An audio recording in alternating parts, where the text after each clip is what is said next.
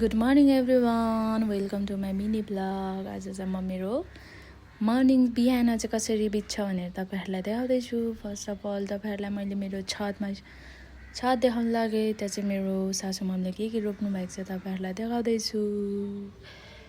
कब्बाडी खोर्सानी फुलहरू टन्नै रोप्नु भएको छ, पुदिना पनि छ। This one is for my baby. यो चाहिँ मेरो बेबीको लागि रोजमेरी पनि टन्नै रोप्नु भएको छ। त्यसपछि तपाईँहरूलाई म खुर्सानी देखाउन जाँदैछु। यो चाहिँ मेरो सासू मम्मीले रोप्नु भएको खुर्सानीहरू हो। खुर्सानी चाहिँ यति धेरै रोप्नु भएको छ कि टन्नै खानालाई पुगिरहेको छ अहिलेलाई।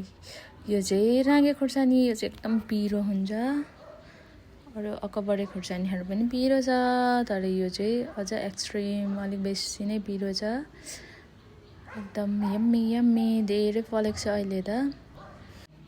त्यसपछि आउँछ तोरीको साग। यो चाहिँ तोरीको साग रहेको छ। त्यसपछि यो चाहिँ काँडे धनियाँ पनि एकदम मिठो छ, धेरै। त्यसपछि यो फुलहरू, यो चाहिँ मैले रोपेको, यो चाहिँ स्विट पट्याटो। यो चाहिँ मम्मीले रोप्नु भएको खानालाई पुग्ने गरेको छ। अनि यो चाहिँ अदुवा मैले ट्राई गरेको के हुन्छ भनेर, राम्रो जागेको छ। अब चाहिँ आजको वेदर देखाउँछ है तपाईँहरूलाई। माई गड, आजको वेदर त यस्तो राम्रो छ नि, पानी पनि परेको छैन, घाम पनि लागेको छैन हो। वेदर चाहिँ आजको राम्रो छ। अब चाहिँ म किचनतिर लागेँ। यहाँ देख्न सक्नुहुन्छ, यहाँ पनि अलिअलि फुलहरू रोप्नु भएको छ मम्मीले, एकदम राम्रो छ। अब म किचनमा जान्छु। फर्स्टमा ब्रेकफास्टहरू रेडी गर्नु स्टार्ट गर्छु।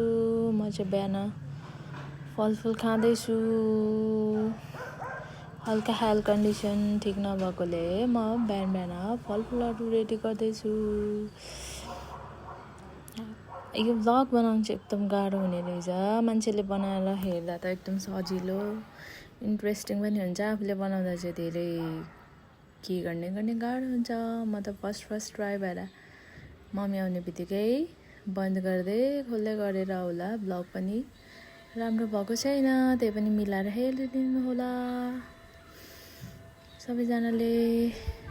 अब म फलफुलहरू रेडी गरेर ब्रेकफास्ट रेडी गर्छु, अनि एकैचोटि तपाईँहरूलाई देखाउँछु। हेरिदिनु होला, अल्छी नमानी हेरिदिनु होला। अब चाहिँ म ब्रेकफास्ट बनाएर तपाईँहरूलाई देखाउँछु। यो चाहिँ ब्रेकफास्ट रेडी भयो। अब बिहान सबैजनाले ब्रेकफास्ट लिएर म सब्जीहरू बनाउनु रेडी गर्छु। सब्जीमा चाहिँ आज भेज याङबेन अनि करेला र आलुको भुजुरी बनाउँदैछु। हेरिदिनु होला। मिठो बनाउनु त आउँदैन, तर जस्तै आयो त्यस्तै बनाएँ। Thank you for watching. यो चाहिँ याङबेनको भेज। यो चाहिँ मेरो स्पेसल फुपूले सिकाउनु भएको। फुपूले एकदम मिठो बनाउनुहुन्थ्यो, त्यसपछि मलाई नै मिठो लाग्छ र म पनि बनाउँदैछु। आजको लागि यति नै, धन्यवाद।